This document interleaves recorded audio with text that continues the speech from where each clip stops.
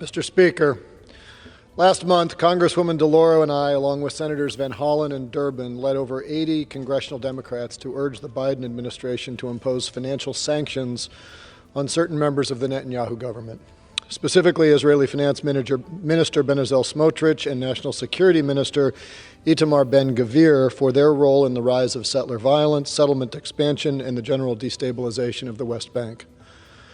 I represent one of the largest Palestinian populations in the United States. I've had constituents who have lost loved ones, have had family land seized, and even as American citizens have been detained in Israeli prisons simply for the crime of visiting their families. I am also a staunch supporter of Israel and categorically support their right to defend themselves and recover hostages taken during the horrific acts of October 7th. And let us be very clear.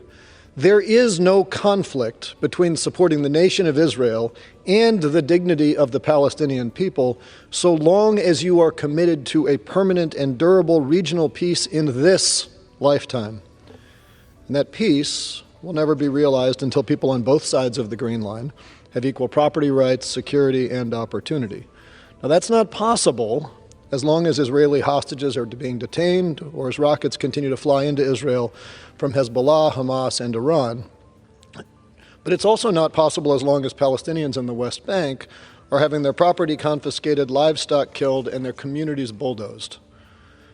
Violent settlers in the West Bank have carried out almost 1,300 known attacks against Palestinians since October 7th. At least 25 new outposts have been established. 70 illegal outposts were recognized and are eligible for funding by the Israeli government. All of these actions are illegal under international law. Earlier this year, President Biden issued Executive Order 14115 that authorized the imposition of sanctions on anyone determined to be, quote, responsible for, complicit in, or to have directly or indirectly engaged or attempted to engage in actions that threaten the peace, security, or stability of the West Bank. To date, President Biden has used this order to sanction Palestinian militant groups, organizations involved in violent extremist activity, instigators from the settler movement, and the outposts from which violent attacks are launched. But just as it is appropriate for Israel to target Hamas leadership in their response to October 7th, it is necessary for the United States to target financial sanctions on the leaders of the extremist settler movement.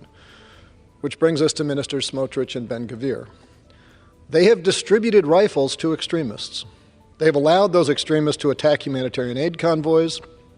They have prevented the Palestinian Authority from accessing the international banking network. These ministers' stated goal is the annexation of the West Bank, and they have acted in ways that violate both the spirit and the letter of the President's executive order.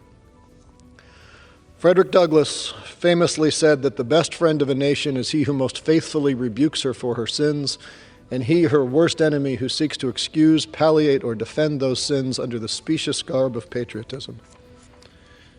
It is out of love for the Palestinian people and a deep, abiding friendship with Israel that we must now rebuke Ministers Smotrich and Ben-Gvir for their sins.